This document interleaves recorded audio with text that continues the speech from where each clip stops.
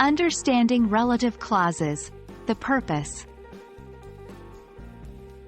Hey there, English language learners. Welcome back to our series on intermediate grammar.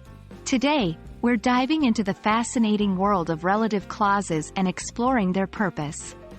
By the end of this video, you'll have a solid understanding of how relative clauses function and why we use them. So, let's get started. Before we dive into the purpose of relative clauses, let's quickly review what they are. Relative clauses are dependent clauses that provide additional information about a noun in the main clause. They are introduced by relative pronouns such as who, whom, whose, which, and that. Relative clauses help us add descriptive details, essential information, or clarifications to our sentences. For example, the woman who lives next door is a doctor. The book that I borrowed from the library is excellent. Now that we understand what relative clauses are, let's focus on their purpose. Relative clauses serve two main purposes. They provide additional information about a noun, and they help us avoid repetition in our sentences. 2.1 Adding additional information. One of the primary purposes of relative clauses is to add more information to a sentence. They enable us to provide further details about a noun without creating a separate sentence. This helps make our writing more concise and coherent. For example, the car, which was parked outside, belongs to my neighbor. The girl, who won the competition, celebrated her victory. In these examples, the relative clauses provide extra information about the nouns, car, and girl, respectively, helping us paint a clearer picture.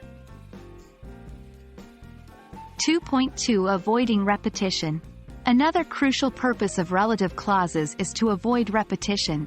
Instead of restating a noun multiple times, we can use a relative clause to refer back to it.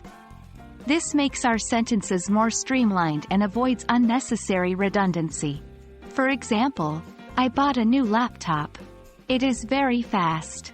Repetitive. I bought a new laptop that is very fast. Using a relative clause. By using a relative clause, we eliminate the need to repeat the noun, laptop, and make our sentence more efficient. Let's explore some examples where the purpose of relative clauses becomes evident. 3.1 Describing people. Relative clauses are commonly used to provide descriptions about people. We use relative pronouns like who and whose to introduce these clauses.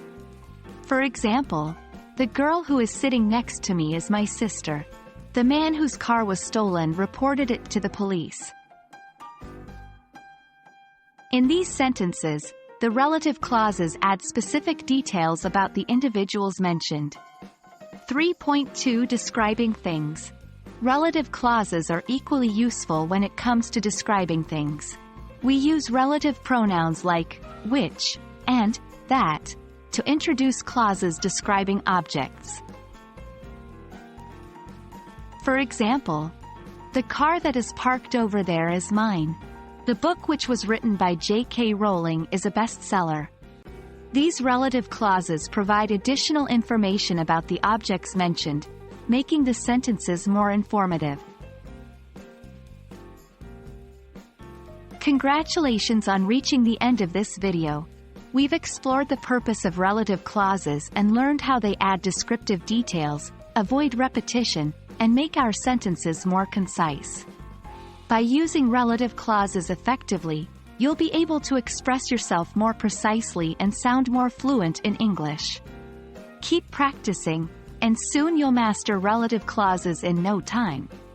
Thanks for watching, and